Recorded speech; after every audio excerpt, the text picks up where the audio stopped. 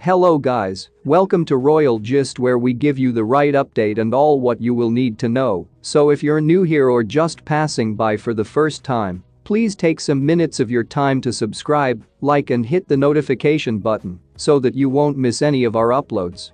Dissimilar to the Queen, King Charles will have not a single clue of mindfulness, just of privilege.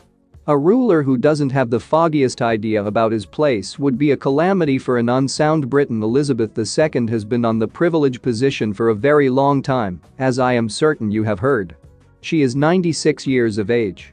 There's no sensitive approach to putting this, so let us be obtuse. She won't rule over us anymore.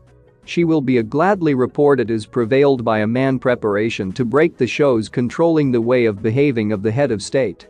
Since there is no possibility of Parliament hopping an age and passing the crown to his child, nobody can stop the forward walk of Charles III taking the high position. The planned defect in all frameworks of genetic power is that they in the end hurl a duffer. Government aimlessly concedes each species of character to a similar power, Thomas Paine wrote in 1791. The rule of Charles III will be a particularly psychotic encounter, since we will have a ruler who doesn't acknowledge that his power doesn't have anything to do with his capacity, and all that to do with a good fortune. Elizabeth II's humility has made many help what Helen Mirren called queenism, as opposed to monarchism, and wish we could have a sovereign without the remainder of the illustrious family. She takes care of her business and avoids governmental issues. In the 20th hundred years, there were valid justifications to act with restriction. Elizabeth II just came to the lofty position since Parliament had removed her uncle, Edward VIII. The House of Windsor made do, yet surrounding it war and upset had annihilated the Habsburgs, Romanovs and Hohenzollerns. Alert, as much as private inclination, requested that she watch out. Times change and blue bloods are not generally terrified. There will be no feeling of mindfulness about Charles III. Just a penchant for selfishness. Without reluctance, he reviled youngsters with thoughts over their station in 2003. What's up with everybody these days?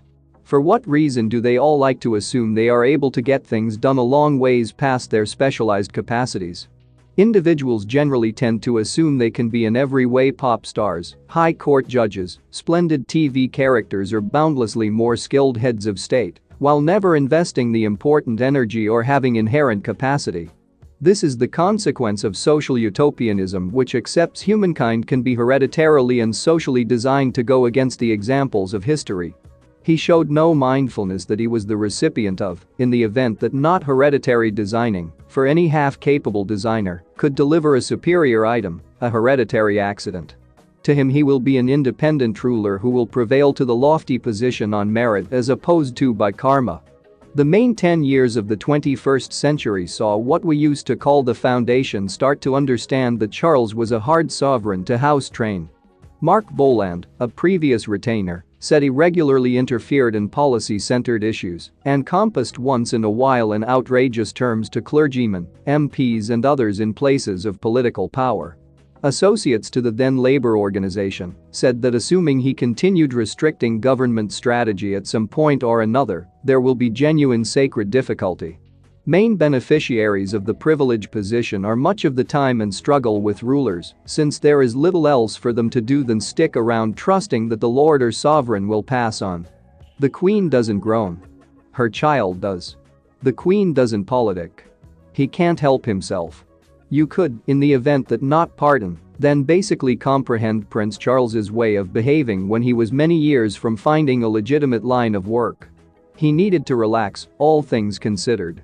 The reason doesn't wash today, as there is no proof that he has quieted down now that his crowning celebration is in sight. When pioneers are in power, they can blow around like receptacle packs in the breeze. Like their partners in legislative issues, the retainer columnists who encompass sovereignty have picked a corrupted method for making money. I read their books out of obligation as opposed to joy, since I realize there will be chunks of truth in the slurry. To keep up with access, they should be reliable interpreters of their lord's inadvertently noteworthy thoughts. The story they bring from Clarence House is of a pompous sovereign whose conviction that the principles don't concern him passes on him nearer to Boris Johnson than his mom. Thanks for watching this video till the end.